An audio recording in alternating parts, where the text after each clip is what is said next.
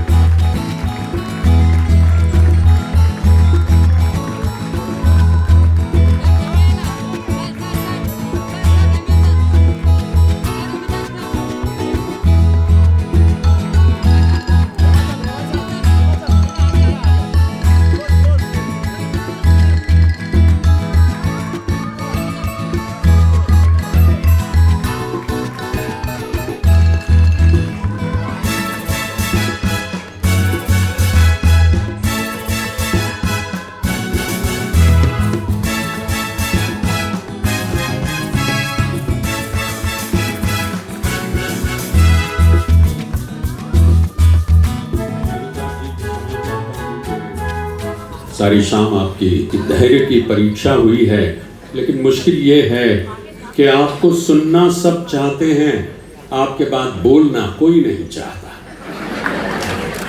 देवी और सज्जनों, अमिताभ बच्चन।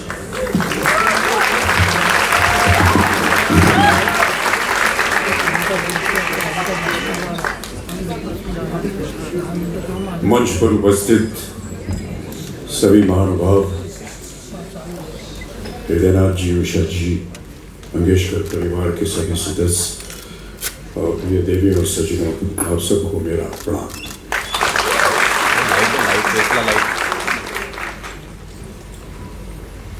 ये मेरे लिए बड़े सौभाग्य की बात है कि आज का ये पुरस्कार मुझे समर्पित किया गया है, लेकिन जैसा कि अभी बताया गया, मैंने सदा अपने आप को इस योग्य नहीं समझा कि इस तरह का पुरस्कार मुझे मिले। हृदयनाथ जी ने बहुत प्रयत्न किया था कि आज मैं यहाँ उपस्थित हूँ, और काफ़ी सालों से उनका ये प्रयत्न था। पिछले साल भी उन्होंने मुझे आमंत्रित किया, और दृष्टता के लिए क्षमा चाहता हूँ हृदयनाथ जी। पिछली बार तो मैंने बोल दिया कि मैं अस्वस्थ हूँ, इसलिए नहीं आ पाऊँगा। दरअसल मैं स्वस्थ था, लेकिन आना नहीं चाहता। तो अब की साल मेरे पास कोई बहाना नहीं था, इसलिए मुझे स्वीकार करना पड़ा।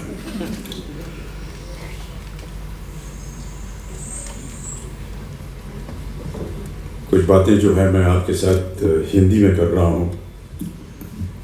ऐसे ही एक कार्यक्रम में मैंने जब हिंदी में बोलना शुरू किया तो इधर ही जनता से आवाज़ आई, ये मराठी मराठी।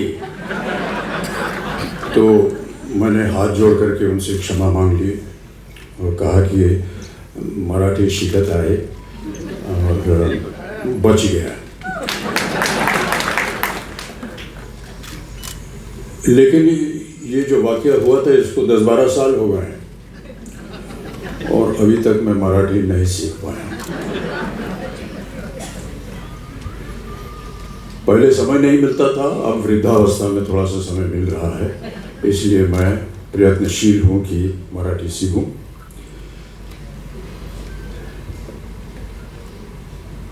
लता जी का स्नेह और प्यार मेरे परिवार पे और मुझ पर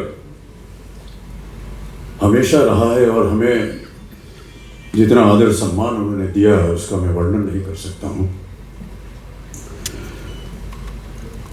न जाने क्या ऐसी बात थी कि वो जब भी मुझसे मिलती थी या हमारे परिवार के सदस्यों से मिलती थी, तो एक अलग तरह का उनका स्नेह और प्यार होता था।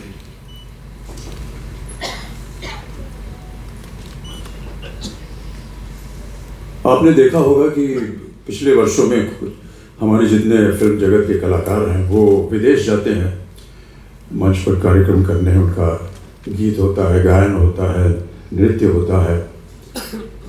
शायद लोगों को पता नहीं कि इस तरह के कार्यक्रम मैं भी किया करता था, और एक तरह से माना जाए तो इसकी शुरुआत जो है वो मुझे लता जी की देन मिली थी कि इसकी शुरुआत की जाए। ये शायद बहुत से लोगों को पता नहीं, 1981 की बात है। मैं न्यूयॉर्क में था और हमारे एक मित्र आए, कहा कि लता जी न्यूयॉर्क में हैं और वो आपसे मिलना चाहती हैं।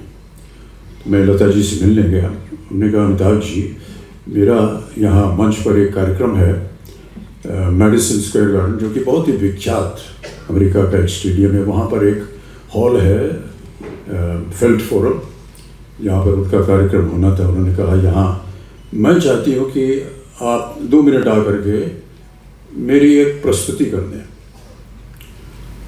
लता जी का प्रस्तुति करना, ये मेरे लिए समझ में नहीं आया है कैसे कह रही हैं, लेकिन क्योंकि वो लता मंगेशकर हैं इसलिए मैंने उनकी बात मान ली और मैंने कहा, ठीक है लता जी, मैं आ जाऊँगा। जाने लगा तो फिर उन्होंने कहा, अमिताभ जी सुनिए, हमने सुना है कि अभी आपने अपनी एक फिल्म में गाना गाया है। अरे मैंने कहा, नहीं लता जी, वो देखिए, वो हल्का फुल्का, वो शादी ब्याह में नोक शोक होती रहती है, उस तरह का एक गाना था। हमारे निर्देशक ने हमको होली के दिन सुना और उन्होंने कहा कि इसको फिल्म में डालना है, तो वो उन्होंने डाल दिया। फिल्म का नाम था लावारिस, गाना था मेरे अंगने में। अब हमारी हालत बहुत ख़राब हो गई क्योंकि हमने पहले कभी ऐसा किया नहीं था। लता जी ने आग्रह किया तो हम गए और बड़ी कठिनाई से हमने किसी तरह वो गाना वहाँ गा दिया। जनता में कुछ लोग जो थे वो ताली वाली बजा दिए, कुछ लोग खड़े होकर के नाचने लगे। जो हमारे मित्र थे उन्होंने ये देखा, उन्होंने कहा, भाई साहब, अब हर साल आपका कार्यक्रम होगा अलग अलग देशों विदेशों में, और इस तरह ये कार्यक्रम शुरू हुआ। ये 80 के दशक की बात है, तो इसका श्रेय जो है ये लता जी को जाता है। तत्पश्चात लता जी के साथ मंच पर उपस्थित होने का सौभाग्य में कई बार मिला और कई बार उनके साथ एक परफॉर्मेंस भी था, वो भी किया।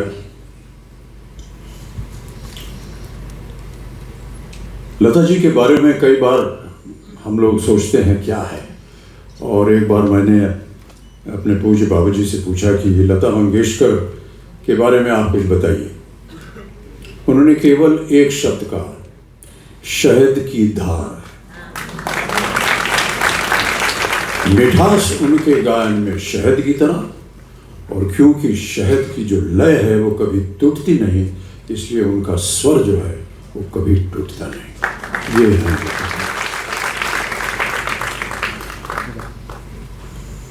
मेरा हमेशा ऐसा मानना रहा है कि जब भी सही सुर लगता है तो हमारी आत्मा जो है वो परमात्मा से जुड़ जाती है। ये जो डोर है जो हमारी आत्माओं को परमात्मा के साथ जोड़ती है, ये है लता मंगेशकर जी का स्वर। जितनी बार